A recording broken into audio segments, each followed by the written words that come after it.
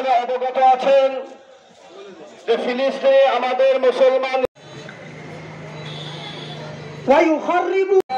কাজ করে চলছি, কিন্তু আমরা যদি আমাদের রাসূলের আদর্শের অবস্থান ভেবে দেখি, তার জীবদ্দশায় যে সমস্ত ইহুদি নাসারা খ্রিস্টান এই শান্তি প্রতিষ্ঠায় লগ্নে বাধা হয়ে দাঁড়িয়েছে, শুধু হযরত মুহাম্মদ মুস্তাফা সাল্লাল্লাহু আলাইহি ওয়াসাল্লাম একা নন, তার যত সাহাবায়ে কেরাম ছিলেন তাদের প্রত্যেকের শেষ বিন্দু রক্ত দিয়ে ইহুদি খ্রিস্টানদেরকে রুখে দিয়ে ইসলামের শান্তি প্রতিষ্ঠা করেছেন। আমি আমার ধর্মপ্রাণ মুসলমান ভাইদেরকে উদ্দেশ্য করে বলতে চাই, আমরা শান্তি প্রতিষ্ঠায় লাগলে যারা আমাদের দিকে আঙ্গুল করে তাকায়, যারা ইসলামকে পৃথিবীর বুক থেকে নিশ্চিহ্ন করে দিতে চায়, আমরা শিখানো রাসূলের আদর্শ অনুযায়ী তাদের জন্য যুদ্ধে নেমে যাওয়ার জন্য যদি ডাক আসে এক মুহূর্তেও বিলম্ব করব না। আমরা আজকে এখানে আমাদের ছোট ছোট ছেলেকে নিশ্চিহ্ন করার পায়তারা করতেছে।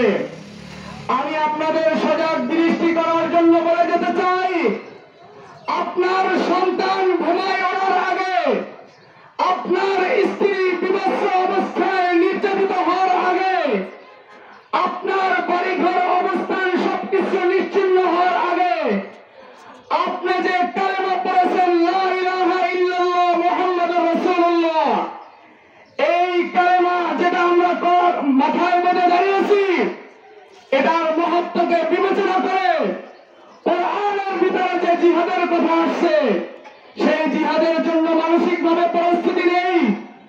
যদি প্রস্তুতি নিতে না পারি, তাহলে আপনারা ইতিমধ্যেই দেখেছেন আমাদের পার্শ্ববর্তী রাষ্ট্র ভারত, সেখানে 40 কোটি মুসলমান বসবাস করে, সেখানেও মুসলমানদেরকে নিষ্পেষিত করে উচ্ছেদ করার জন্য মুসলমানদের একটি একটি করে মসজিদকে তারা ধ্বংস করে দিয়েছে। আপনার এখান থেকে ভারত বেশি দূরে নয়, আপনি ভাবছেন আপনি নিরাপদ আছেন, এরপরে আপনার পালা। ভারতের মাদ্রাসাগুলোকে তারা দখল নেওয়ার জন্য الإسرائيل وينصر المسلمين ويحفظ الله من الفلسطين وآخر دعوانا الحمد لله رب العالمين। এবং কি আমাদের মুসলমানদের প্রথম কেবলা বাইতুল আকসাকে পর্যন্ত তারা ধ্বংস করে দিয়েছে, এবং তারা সেই প্রধানমন্ত্রী সেই সন্ত্রাসী লাইভে এসে মুসলমানদেরকে আরো হত্যা করার হুমকি দিচ্ছে।